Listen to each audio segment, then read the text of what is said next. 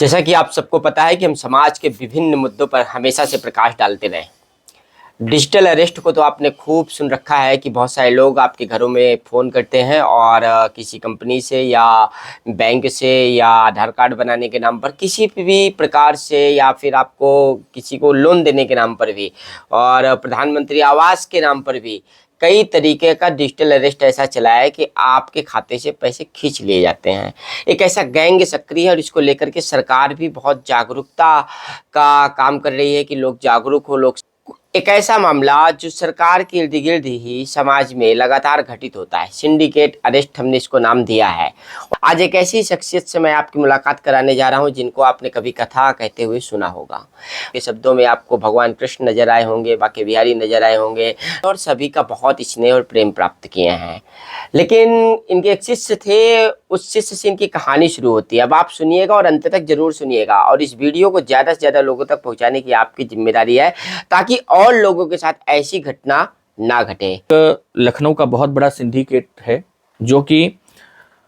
व्यक्तियों को अपने झांसे में लेता है, कम पैसे के ब्याज देने की कि मैं कम दर में पैसा दे दूंगा, और व्यापारिक लोगों को या सीधे साधे लोगों को अपने पास वो बुलाता तो बड़े प्यार से है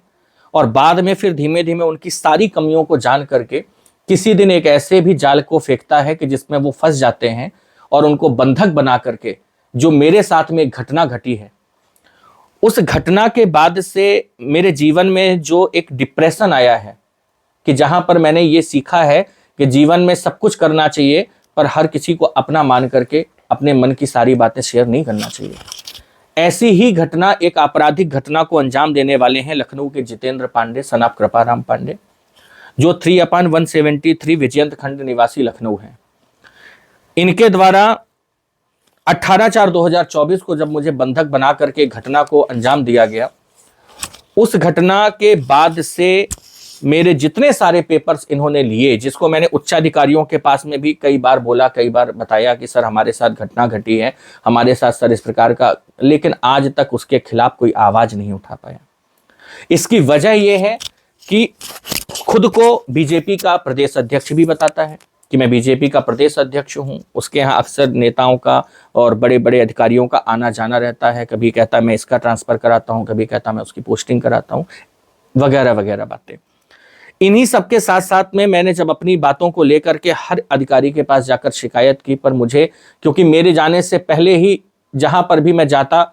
उससे पहले इनका ही वहां पर कोई ना कोई व्यक्ति का फोन चला जाता, और इवन मेरे पास, मैं नाम नहीं लेना चाहूंगा, पर प्रदेश के उन उच्चाधिकारियों का फोन आया है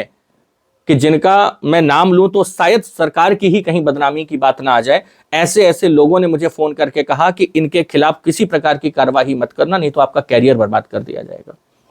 और उस बात को भी मैं आज तक रख करके मन में बैठा हूं और जिसकी भी मैंने चर्चा और उच्चाधिकारियों से करी कि श्रीमान देखिए इस नंबर से इनके द्वारा मुझको ये धमकी दी गई। साथ साथ में जब मुझे कहीं न्याय नहीं मिला, क्योंकि मैंने अपने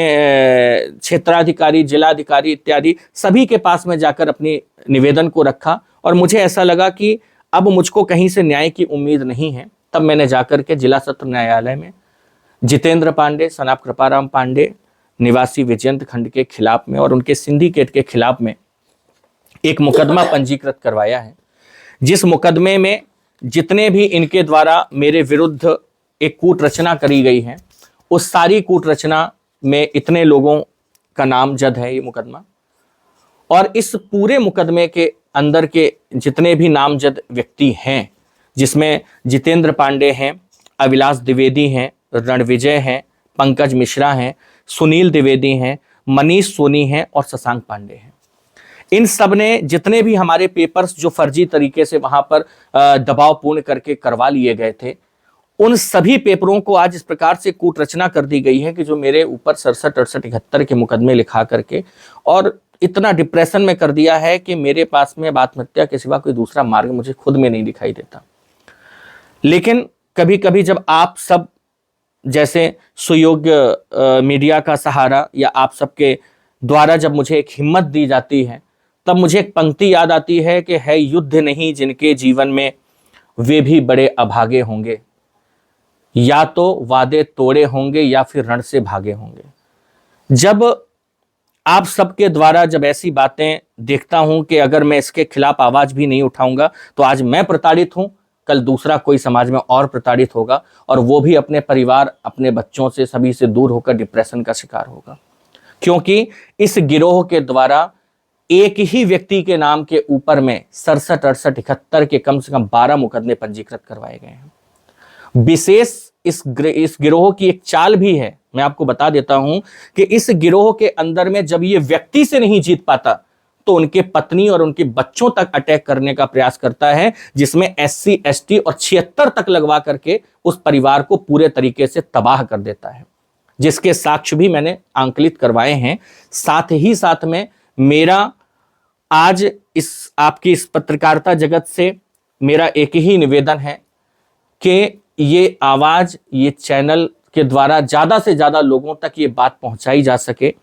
ताकि दोबारा दूसरा कोई व्यक्ति इस लखनऊ में चलने वाले, जिस पर बड़े बड़े लोग शामिल हैं, उस सिंडिकेट का शिकार ना हो, वो अपने परिवार, अपने बच्चों से दूर ना हो और किसी प्रकार से रह करके इसके द्वारा प्रताड़ित ना हो सकें। मेरा यही बार बार आप सभी से निवेदन है कि ये बात हर किसी के पास में पहुंचे, ताकि हर कोई इनसे सतर्क हो जाए। धन्यवाद। न्यायालय के बाद अगर न्याय मिलने की उम्मीद कहीं होती है तो पत्रकारों से और पत्रकारिता से होती है। बिल्कुल। तो हम बहुत सारे लोगों से भी यही गुजारिश करेंगे कि अगर आप कुछ कर सकते हो तो इस देश में लोकतंत्र को जिंदा रखने के लिए, इस देश की कानून व्यवस्था को सजग रखने के लिए पत्रकार और पत्रकारिता पर विश्वास बनाए रखिएगा। और हमारा तो एक ही मकसद है कि फुल स्टॉप, चैनल का नाम भी इसलिए हमने रखा था कि फुल स्टॉप लगना चाहिए। फुल स्टॉप कहाँ लगना चाहिए? ऐसे जो मुद्दे हैं, ऐसे जो प्रकरण सामने आते हैं जहां लोग डिप्रेशन के शिकार हो जाते हैं, जहां लोग बहुत बुरी तरह से परेशान हो जाते हैं, ऐसे बहुत सारे आमजन लोग हैं। और ये तो कथाकार थे, इनकी अपनी एक पहचान भी है। और सोसाइटी पे जब एक सम्मान बन जाता है तो उसको बचाए रखने के लिए इंसान लाख जतन करता है। कुल मिलाकर के ज़िंदगी में ऐसे ही तमाम फेज आते हैं, तमाम अंधकार का समय आता है। और कहा भी गया है कि अस्तो मा सद्गमय तमसो मा ज्योतिर्गमय, कि मुझे अंधकार से प्रकाश की ओर ले चलो। तो पत्रकारिता में हमारा भी यही एक मिशन है कि अंधकार से प्रकाश की ओर ले चलना। आप लोग हमारे इस मुद्दे के साथ बने रहिएगा। आगे भी हम कोशिश करेंगे कि अगर कोई आवश्यकता पड़ेगी तो हम इस प्रकरण को पुनः उठाएंगे। बने रहिएगा लगातार फुल स्टॉप पे मेरे साथ।